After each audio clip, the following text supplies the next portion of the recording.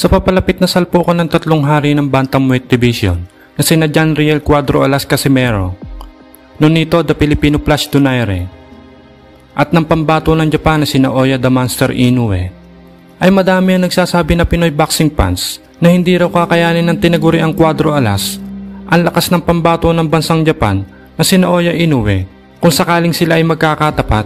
Hindi nga naman natin talaga sila masisisi sapagkat may pambihirang lakas at skill naman talaga itong si Inoue. Sa pinagsama-samang speed, timing at power ay talaga namang halimaw na maituturing itong si Inoue sa Bantamweight Division. Pero magkaganon man mga idol, para sa akin lang ha, masasabi kong mas hindi dapat magkumpiyansa itong si Inoue kung sakali magkaharap nga sila ng ating pambato na si Cuadro Alas. Dahil sa katunayan, ay may lamang din naman itong si Casimero kay Inoue. Ito nga po ay ang mga pinagdaanan nito bago niya maabot ang pagiging 3 Division World Champion. Kung sa unang tingin, walang duda na iisipin mo nga talagang napakalakas nitong si Inoue at masasabi mong mahihirapang manalo ang ating bida kung sakaling magkatapat nga sila. Ngunit ang totoo, isang malaking faktor lang din naman kasi kaya nagmumukhang malakas itong si Inoue ay dahil na din sa mga advertisement at mahusay na pagpopromote sa kanya ng kanyang mga promoter. Kaya mas mabilis itong nakikilala sa mundo ng boxing. Ikumpara mo naman dito sa ating bida na sariling diskarte lang ang ginagawa niya para maipromote ang sarili, na bagamat maraming ang Pinoy ang hindi sang-ayon sa marketing strategy nito sa pag-aangas sa kalaban, ay kita naman talaga kasi na super epektibo nito na makuha ang atensyon ng mga tao sa boxing scenes. Inoue! You're Inoue! Come on, man! You're a monster? Motherfucker! No, you are no monster. You are a Chinese, Japanese turtle. At bukod pa nga dito mga idol, kung susuriin mong mabuti ang resume nitong si The Monster, ay sa 21 professional fight nito, ay 4 na beses lamang itong napalaban sa labas ng kanilang bansa. Una nga dito ay noong US debut niya kontra kay Antonio Nieves. Sunod naman ay kay Emmanuel Rodriguez. Ikatlo ay kay Jason Moloney. At ang huli ay ang sa kababayan nating si Michael Dasmariñas na parehong ginanap sa bansang Amerika. Kahit minsan mga idol ay hindi pa nito nagawang lumaban bilang dayo sa teritoryo ng kalaban. Kung ating niyang susuruin ang kartada nitong si Inoue, ay ang past prime na Nonito Donaire pa lang naman ang nakakalaban niyang may pangalan at bigatin na kung tutuusin nga ay muntikan pa siyang matalo dito. Sa laban ngang iyon ay nakita ng lahat kung paano in-expose ni Nonito ang galawan nga nitong si Inoue. Sapagkat sa mga nagdaang laban nga nitong si Inoue, kadalasan ay 1 to 3 rounds lang ay itinatagal ng kanyang mga kalaban. Subalit pagdating nga po sa ating pambato na si The Filipino Flash, bagamat natalo nga sa kanilang laban, sa kauna-unahang pagkakataon ay nakita ng mga boxing fans na napinsalaan ng gusto ang kinatatakotang halimaw ng Japan.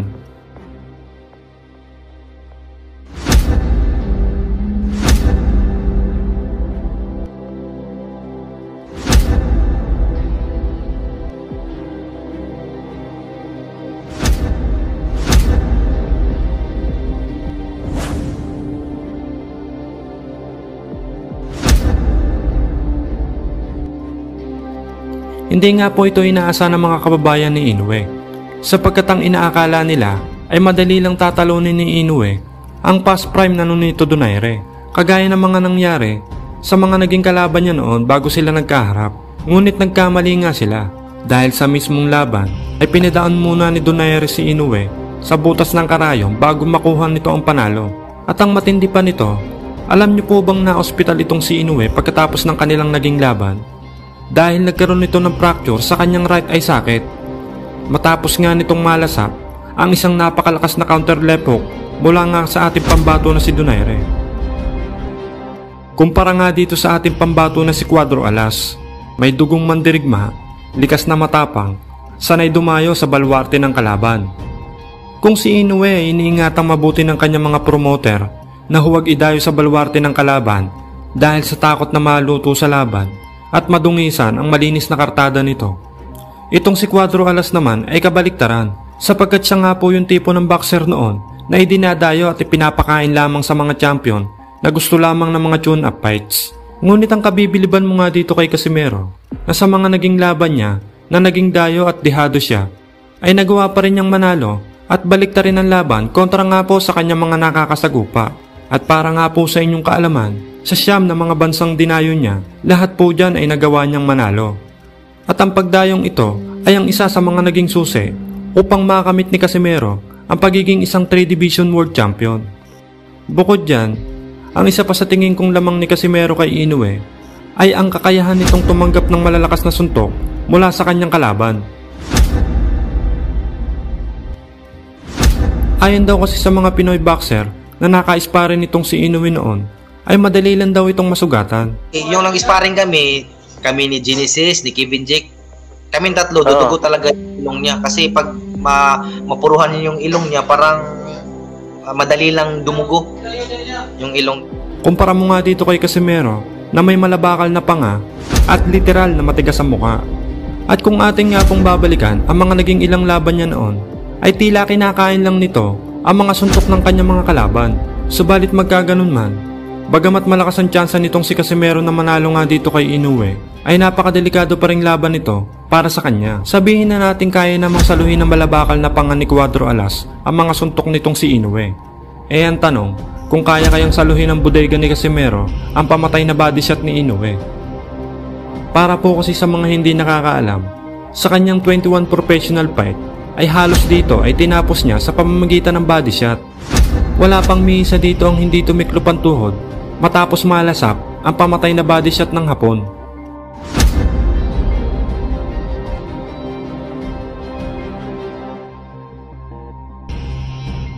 Kaya naman kung magagawa nga ni Casimero na patagasin at gawing bakal ang bodega niya, ay malaki ang pag-asa nitong manalo kontra nga sa tinaguriang The Monster ng Japan. Malaki nga po ang naging improve ng galawan nitong si Casimero, lalo na nang maging strength and conditioning coach nito, si Memo Heredia. Sa mga hindi po nakakakilala dito kay Coach Memo, ay siya rin po naging conditioning coach noon ni Juan Manuel Marquez nang patulugin niya ang ating pambansang kamao Manny Pacquiao sa kanilang ika-4 na pagtutuos.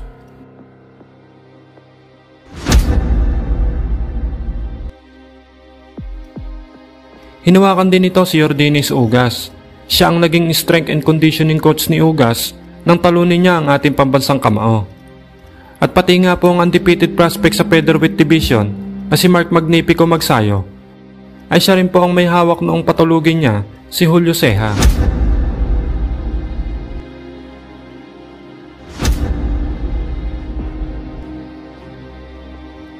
At pagdating nga po dito kay Casimero, mula nang hawakan niya ito hanggang sa mga sumunod na naging laban niya, pinabagsak nga po ito lahat ni Casimero.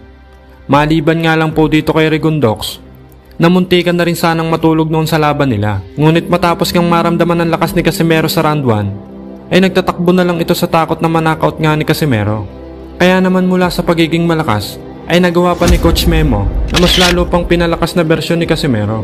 Kaya may tulog talaga itong si Inoue pag nagkataon. Sa inyo po mga idol, ano po sa tingin nyo ang kalalabasan na magiging laban nila? Casimero ba via brutal knockout? O Inoue via knockout sa pamamagitan ng body shot? Paki-comment nyo na lang po sa baba at pag-uusapan po natin yan mga idol.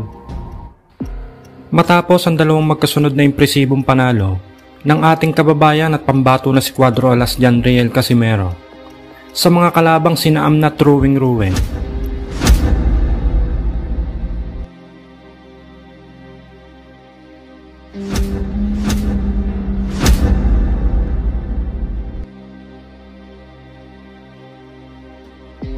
Charlie Edward,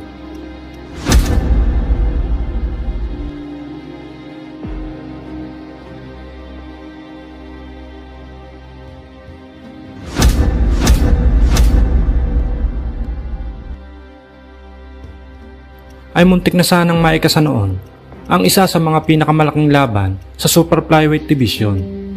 Ito nga po ay sa pagitan ng ating pambato na si Cuadro Alas at ng nooy pound for pound king na si Roman Chocolatito Gonzales. Ngunit sa kasamaang palad nga po ay hindi ito natuloy matapos malasap ni Gonzales ang kanyang kauna-unahang pagkatalo sa kamay ng underdog na Thai fighter na si Srisakit Sorrong Bisay.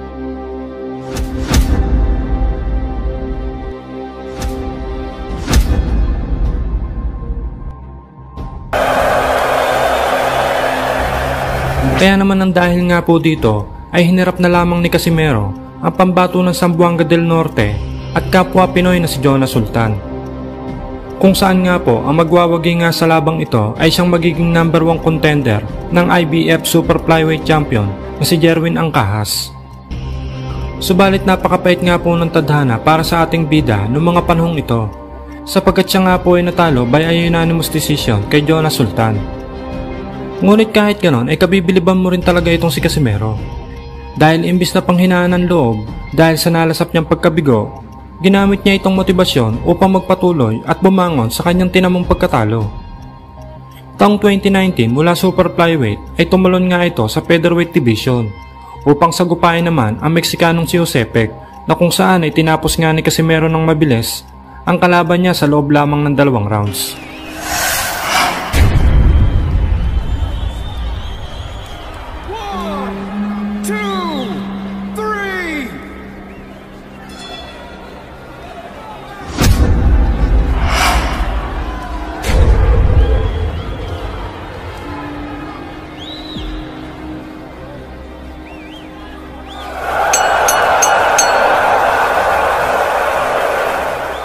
Matapos nito, 1 taon lang ang nakalipas ay muli itong bumaba ng dibisyon patungong bantamweight upang sunod namang sagupain ang Japanese fighter na si Kenya Yamashita na kung saan ay tinalo niya by a technical knockout sa round 6.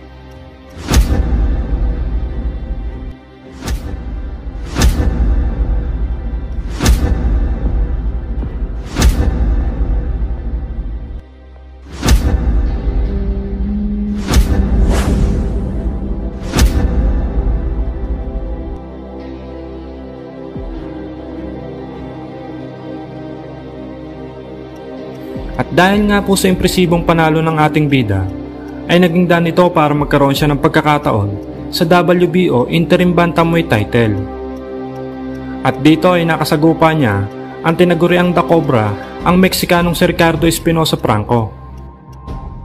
Bago maganap ang kanilang sagupaan, ay galing ang Meksikano sa 13 sunod-sunod na impresibong panalo, na kung saan ay 12 dito ay tinalo niya by a knockout.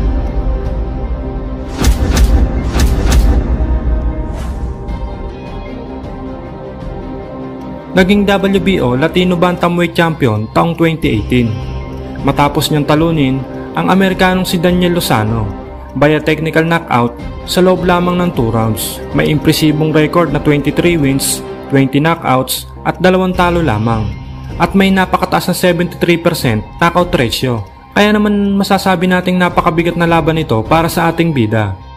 Subalit sa mismong laban ay tila nagmukhang mahinang nilalang ang knockout artist na Meksikano. Sa sabayan ng dalawa ay makikita ng mas angat ang mga suntok ng ating bida.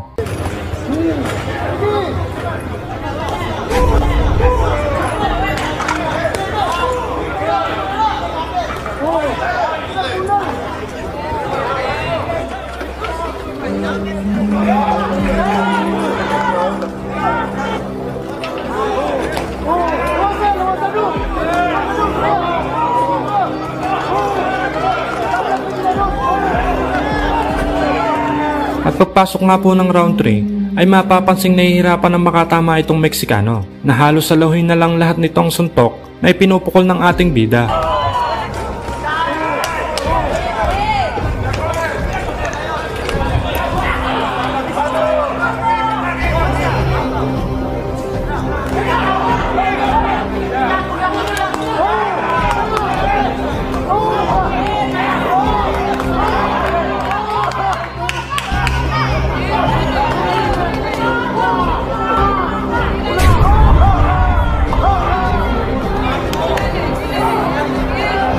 At pagsapit ng round 6 ay dito na unti-unting lumambot ang tigasing Meksikano dahil sa walang humpay na birada ng ating bida, bumagsak nga ito matapos tamaan ng magsunod na right hook.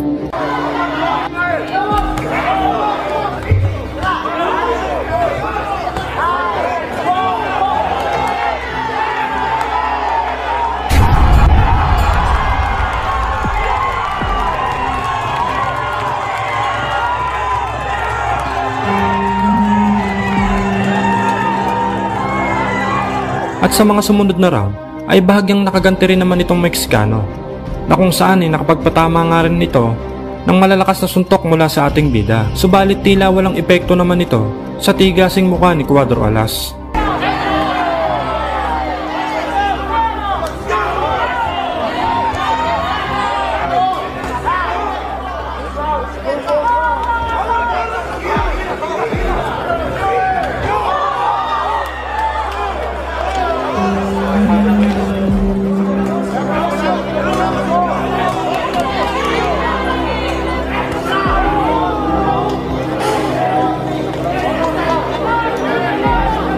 At pagsapit nga po ng round 12, ay dito na tuluyang tinapos ni Cuadro Alas ang paghihirap nitong si Ricardo Espinosa, na kung saan ay nanalo nga po ang ating bida via technical knockout.